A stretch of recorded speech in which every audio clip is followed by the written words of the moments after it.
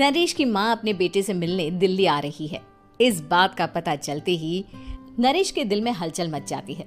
नरेश अपनी माँ के स्वागत की तैयारी में लग जाता है। साथ ही उसे डर भी सताने लगता है कि उसकी माँ कहीं अपनी पुरानी जिद पर फिर से बैठ ना जाए। हे भगवान, इस बार बचा लो, अगले साल पक्का माँ की जिद पूरी कर दूंगा। तभी दरवाजे की घंटी बजती है। नरेश दरवाजा खोलता है तो सामने अपने मकान मालिक को देखकर हैरान हो जाता है, क्योंकि उनके साथ एक सुंदर सी लड़की भी थी। अब नमस्ते अंकल, कुछ काम था, मुझे बुला लेते। आपने क्यों कष्ट किया? अरे नहीं नहीं, इसमें कष्ट कैसा, मैं तो बस तुम्हें रीना से मिलवाने आया था। आज से रीना तुम्हारे साथ इसी फ्लैट में रहेगी। अंकल, कोई लड़का फ्लैटमेट नहीं है? एक अनजान लड़की के साथ रहना मेरे लिए थोड़ा अजीब होगा। देखो नरेश, मैं तुम्हें पहले भी बता चुका हूँ कि इस फ्लैट में तुम्हें किसी ना किसी के साथ एडजस्ट करना ही होगा, या फिर तुम अकेले पूरे फ्लैट का किराया दे दो, मैं किसी को नहीं रखूंगा। नरेश अपने मकान मालिक की बात सुन के रीना के साथ रहने के लिए तैयार हो जाता है, पर अंदर ही अंदर उसे ये बात खाने लगती है कि वो अपनी माँ को क्या जवाब देगा जब उसकी माँ रीना के बारे में उसे पूछेगी। दिन बीतने लगते हैं। नरेश और रीना अच्छे दोस्त भी बन जाते हैं, पर अभी भी नरेश अपनी प्रॉब्लम का सॉल्यूशन नहीं ढूंढ पाता। एक दिन नरेश बहुत परेशान सा बैठा होता है। तभी रीना उसे पूछती है, क्या हुआ नरेश, तुम काफी परेशान लग रहे हो, सब ठीक तो है ना? हाँ सब ठीक है, बस एक छोटी सी प्रॉब्लम है। वो एक्चुअली 2 दिन बाद मेरी माँ मुझसे मिलने आ रही है। अरे तो इसमें प्रॉब्लम क्या है, ये तो खुशी की बात है।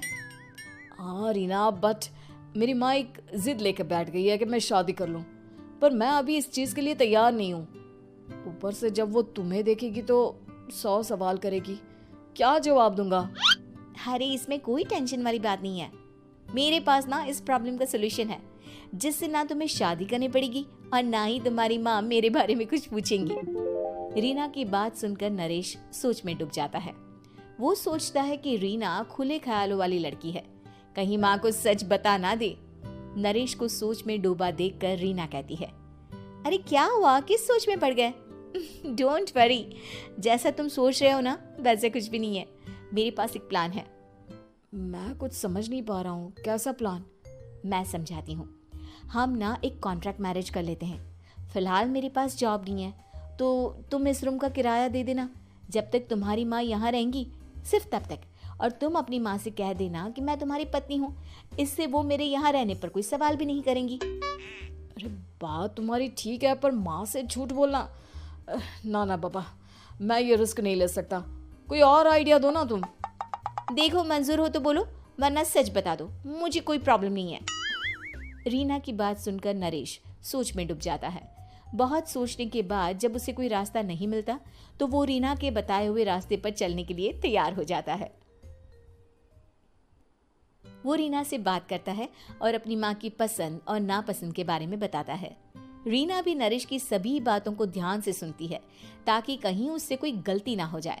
आखिर वो दिन भी आ जाता है जब नरेश की माँ उससे मिलने दिल्ली आ जाती है।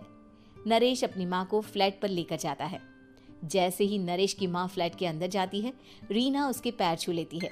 ये देखकर नरेश की माँ थोड़ी घबरा जाती है और नरेश से पूछती है, अरे बेटा नरेश, ये कौन है? माँ, ये आपकी बहू रीना है। माफ़ी चाहता हूँ, सब कुछ इतनी जल्दी में हुआ कि आपको बता ही नहीं पाया, इसलिए सोचा कि क्यों ना आपको सरप्राइज दिया जाए।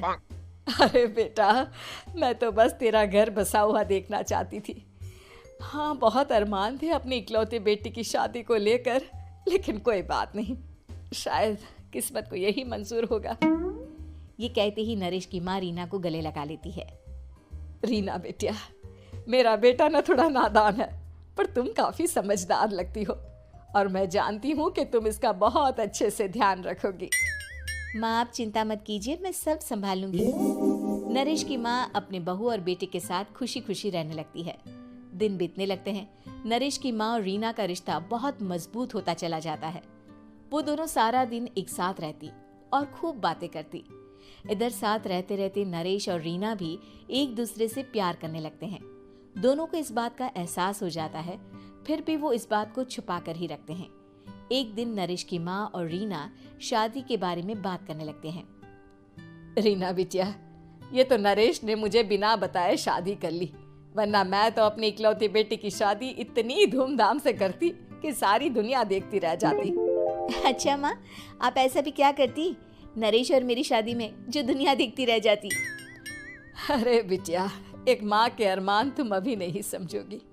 मैं तो अपनी बहू को एक रानी की तरह लेकर आती और शादी भी बिल्कुल शाही अंदाज में करती, पर मेरे तो सारे अरमान ऐसे ही रह गए। खैर, मुझे तो अपने बेटे और बहू की खुशी चाहिए बस। ये कहते हुए नरेश की माँ की आंखों में आंसू आ जाते हैं। रीना भी ये सुनकर ख्यालों में खो जाती है, क्योंकि वो भी मन ही मन खुद को नरेश की पत्नी और उसकी माँ की बहू मानने लगी थी। शाम को जब नरेश ऑफिस से घर आता है तो रीना खुद को रोक नहीं पाती और नरेश के सामने उसकी माँ को अपने और नरेश के रिश्ते का सारा सच बता देती है। रीना की बात सुनकर नरेश की माँ दोनों से बहुत नाराज हो जाती है और घर वापस जाने की बात करने लगती है। तुम दोनों ने मुझसे सच छुपाकर बहुत ठेस पहुंचाई है मुझे। अब तुम लोगों के साथ नहीं रहना चाहती मैं, कल ही वापस चली जाऊंगी अपने घर। माँ, मुझे माफ कर दो, ये सब मैंने रीना के कहने पर ही किया है, वरना मैं भी आपको कभी ठेस पहुंचाने के बारे में सोच भी नहीं सकता। हाँ माँ, हमने ये सिर्फ आपका दिल रखने के लिए किया, प्लीज हम दोनों को माफ कर दीजिए। तुम दोनों ने मेरे अरमानों के साथ खिलवाड़ किया है, और वैसे भी मुझे अपने बेटे के लिए एक अच्छी लड़की ढूंढनी है, इसलिए मेरा यहाँ से जाना ही बेहतर होगा। माँ की ये बात सुनकर रीना खुद को रोक नहीं पाती। माँ, क्या मैं आपके घर की बहू बनने लायक नहीं हूँ? रीना की बात सुनकर नरेश हैरान रह जाता है। नरेश की माँ भी कुछ समझ नहीं पाती। मैं कुछ समझी नहीं, आखिर तुम कहना क्या चाहती हो? माँ, मैं वो नरेश से बहुत प्यार करती हूँ और साथ ही साथ मैं आपको भी अपनी माँ मान बैठी हूँ। आज जब आपकी बातें सुनी तो खुद को रोक नहीं पाई, इसलिए सारा सच आपको बता दिया। रीना की बात सुनकर नरेश की माँ की आंखों में आंसू आ जाते हैं और वो अपने बेटे नरेश और रीना को गले लगा लेती है। मेरे घर की बहू तो सिर्फ रीना बिटिया ही बनेगी। मैं आज ही तुम दोनों की शादी की तारीख निकलवा दूंगी, बस एक बार तुम्हारे घर वाले मान जाए। उसी दिन रीना के माता पिता भी उनके फ्लैट पर आ जाते हैं। दोनों परिवार आपस में बैठकर बातें करते हैं और शादी के लिए राजी हो जाते हैं। रीना भी कॉन्ट्रैक्ट फाड़ देती है और कहती है, सही मायने में मैं अब बहू बनूंगी, अब तक तो सिर्फ कॉन्ट्रैक्ट वाली बहू थी।